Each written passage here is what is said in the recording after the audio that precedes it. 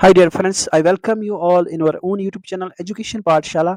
आज है 3 अक्टूबर। आज के करंट इवेंट्स को जल्दी से रिवाइज करेंगे थ्रू इंपॉर्टेंट क्वेश्चंस एंड साथ ही मैं आपको बैकडेट करंट इवेंट्स भी रिवाइज कराता हूँ थ्रू दीज सेशंस। एंड जो भी स्टैटिक इन्फॉर्मेशन रहती है हम उसको भी डेली बेसिस पर रिवाइज करते हैं थ्रू दीज सेशंस। सो ये सेशंस आप सबके लिए बहुत ही ज़्यादा इंपॉर्टेंट है if you are going to enter in any competitive examination.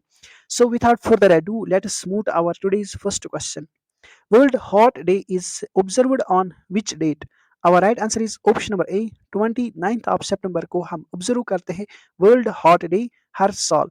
And इस दिन को ऑब्जर्व करने का मेन मोटिव है to raise awareness about cardiovascular diseases. Cardiovascular diseases heart diseases को कहा जाता है। And cardiovascular diseases leading role play करते हैं for the deaths globally. And इन डिजीजेस को प्रिवेंट करने के लिए हेल्दी लाइफस्टाइल को अपनाना बहुत ही ज़्यादा इंपॉर्टेंट है। इस साल की थीम आपने याद रखनी है, यूज हार्ट नो हार्ट इस साल का थीम रहा है। एंड इस दिन को फर्स्ट टाइम ऑब्जर्व किया गया था in the year 2000। Now let's move to next question. What is India's rank in World Talent Ranking 2023? Our right answer is option number B, 56th position मिली है इंडिया को in world talent rankings में। यहाँ पर आपने ये याद रखना है कि इस वर्ल्ड टैलेंट रैंकिंग को रिलीज किया जाता है by the international institute for management development. India को 56th पोजीशन मिली है इस साल। एंड 4 पॉइंट्स इंडिया की रैंकिंग में गिरावट देखने को मिला है। In India in future readiness की रैंकिंग में इंडिया को मिला है 29th रैंक। स्विट्जरलैंड को टॉप पोजीशन हासिल हुआ है इन वर्ल्ड टैलेंट रैंकिंग्स में। सेकंड पोजीशन लग्जमबर्ग को एंड थर्ड पोजीशन आइसलैंड को, then Belgium and then Netherlands. Now let's move to next question. Which country top the emerging markets ranking? तो emerging markets ranking में किस country ने top किया है? Option number C is our correct option, this is our India. तो आपने याद रखना है कि एमर्जिंग मार्केट्स रैंकिंग में इंडिया को फर्स्ट पोजीशन मिली है। एंड चाइना को सेकंड पोजीशन, मैक्सिको को थर्ड पोजीशन मिली है। एंड एमर्जिंग मार्केट्स रैंकिंग को देखने के लिए हम इकोनॉमिक एक्टिविटी को मेजर करते हैं on a 7 indicators। Now let's move to next question. SEA hearts initiative is launched to prevent which disease? SEA hearts initiative किस डिजीज को प्रोटेक्ट करने के लिए लॉन्च किया गया? Our right answer is option number D, cardiovascular diseases को protect करने के लिए सी हार्ट्स इनिशिएटिव लॉन्च किया गया है। यहाँ पर आप ये याद रखोगे सी का मतलब है यहाँ पर south east Asia hearts. And SEA hearts initiative को लॉन्च किया गया है in order to reduce the burden of cardiovascular diseases. And cardiovascular diseases की वजह से 3.9 मिलियन डेथ्स होती है in south east Asia region में every year. And major cause है कार्डियोवास्कुलर डिजीज का अल्कोहल एंड टबैको कम कंजप्शन। एंड जो हम अनहेल्दी डाइट खाते हैं उस वजह से ये डिजीज बूस्ट होती है। Now let's move to next question. Which city has become the best smart city at National Smart Cities Conclave 2023? Our right answer is option number A, Indore. तो इंदौर को मिला है बेस्ट स्मार्ट सिटी का award eight national smart cities conclave में। ये आपने याद रखना है कि इंदौर को 5 टाइम्स मिला है क्लीन नेस्ट सिटी का अवार्ड, यानी क्लीन नेस्ट सिटी का अवार्ड मिला है इंदौर को 5 टाइम्स, ये आपने याद रखना है। एंड यहाँ पर भी इस इंदौर को मिला है बेस्ट स्मार्ट सिटी का अवार्ड। एंड सूरत जो गुजरात की सिटी है इसने सेकंड पोजीशन हासिल की है। एंड आगरा जो यूपी की सिटी है इसने थर्ड पोजीशन हासिल की है at national smart cities awards में। एमपी को मिला है बेस्ट स्टेट का अवार्ड, ये भी आपने याद रखना है, followed by Tamil Nadu, Rajasthan and then Uttar Pradesh, ये आपने याद रखना है। Now let's move to next question. UP received how many awards at the National Smart Cities Conclave 2023 में? Our right answer is option number D, 10th award. 10 awards मिले हैं UP को, ये आप याद रखोगे। यहाँ पर आपने ये याद रखना कि नेशनल स्मार्ट सिटीज कनक्लेव 2023 ये ऑर्गेनाइज किया गया था by the union ministry of housing and urban affairs. ये आपने जरूर याद रखना, ये आपसे पूछा जा सकता है।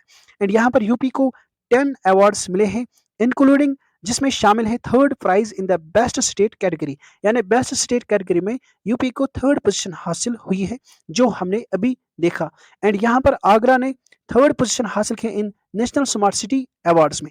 जो नेशनल स्मार्ट सिटीज अवार्ड्स में आगरा को थर्ड पोजीशन आगरा ने थर्ड पोजीशन हासिल की है। वाराणसी ने फर्स्ट पोजीशन हासिल की है इन सिटी अवार्ड्स में। Now let's move to next question. The day I became a runner, ये बुक किसने लिखी है?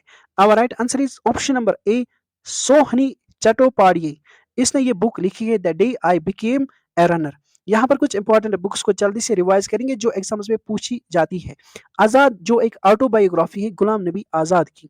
विक्ट्री सिटी ये सलमान रश्दी की बुक है। अम्बेडकर ए लाइफ शशि थरूर की बुक है। मुंडका उपनिषद ये करण सिंह की बुक है। छत्रपति शिवाजी महाराज ये श्रीमंत कोकाटे की बुक है। Bipin the man behind the uniform ये रचना रावत की बुक है। India struggle for independence Gandhian era ये ज्योतिमणि एंड जी बालन की बुक है। Modi shaping a global order in flux this book is launched by JP Nadda. Coaching beyond my days with the Indian cricket team this book is written by R Kaushik and R Sridhar. तो these are the important books जो आप याद रखोगे। Now let's move to next question. Kaimur tiger reserve is going to be the second tiger reserve of which state? अब right answer is option number A, Bihar का ये second tiger reserve declare किया जाएगा। And Bihar में पहला टाइगर रिजर्व है Valmiki tiger reserve जो west Champaran district of Bihar में पाया जाता है। Now let's move to next question. Which state achieved 100% ODF plus status? Our right answer is option number B, UP. Uttar Pradesh को मिला है 100% ODF प्लस स्टेटस, ये आपने याद रखना है। यहाँ पर आप देख सकते हो कि UP achieves 100% ODF plus states under स्वच्छ भारत मिशन फेज सेकंड में। And ODF plus states means यहाँ पर नो ओपन डेफिकेशन देखने को मिलती है, यानी ओपन डेफिकेशन यहाँ पर नहीं देखने को मिलती है। And solid and liquid waste management यहाँ पर अच्छे से किया जाता है। तो ODF प्लस जिन विलेज को दिया जाता है उनको क्लासिफाई किया जाता है as aspiring rising model based on waste management systems. And यहाँ पर ODF प्लस स्टेट्स जब किसी स्टेट को दिया जाता है तो ये स्टेप है towards the national goal of स्वच्छ भारत मिशन ग्रामीण फेज सेकंड बाय 2024-2025 जिसको लॉन्च किया गया इस साल। ये आप याद रखोगे। Now let's move to next important states जो न्यूज में रहे हैं।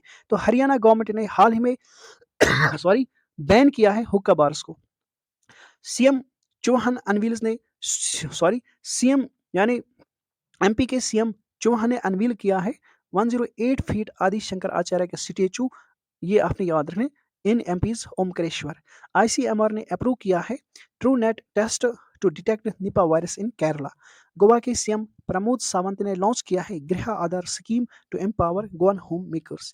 आसाम गवर्नर जिनका नाम है गुलाब चंद कटारिया, इन्होंने अनवील किया है Sarpanch Samvaad mobile app to connect the sarpanch throughout our nation. इसी तरह से उड़ीसा के सीएम जिनका नाम है नवीन पटनायक, इन्होंने लॉन्च किया है मुख्यमंत्री संपूर्ण पुष्टि योजना। महाराष्ट्र की गवर्नमेंट ने अनाउंस किया है नोटिफिकेशन रिगार्डिंग द रीनेमिंग, यानी नाम चेंज किया जाएगा औरंगाबाद का एंड उस्मानाबाद का। औरंगाबाद का न्यू नेम रखा गया है छत्रपति संभाजी नगर एंड उस्मानाबाद का न्यू नेम रखा गया है धाराशिव।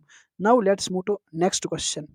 मिनिस्ट्री ऑफ टूरिज्म ने लॉन्च किया है travel for life programme in collaboration with home. किसके साथ मिनिस्ट्री ऑफ टूरिज्म ने travel for life programme launch किया है? Our right answer is option number D, both A and B, यानी United Nations environment programme and United Nations world tourism organisation के साथ मिलकर ministry of tourism ने launch किया है travel for life programme.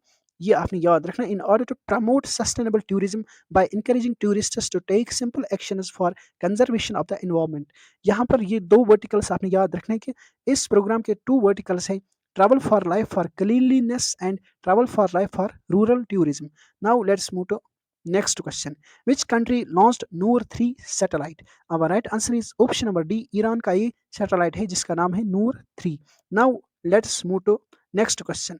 According to UNFPA report India's elderly population will be doubled by which year? तो India की जो elderly population है वो किस साल ये टारगेट रखा गया है कि वो डबल हो जाएगी एट इट्स प्रेजेंट काउंट? तो our right answer is option number C, 2050 तक ये इंडिकेट किया गया है कि ये डबल हो जाएगी ये पॉपुलेशन इंडिया की अकॉर्डिंग टू द UNFPA का रिपोर्ट जो आया है। यहाँ पर आप देख सकते हो कि India's elderly population is projected to double to over 20% of the total population by 2050 according to the United Nations population fund जो रिपोर्ट आया है।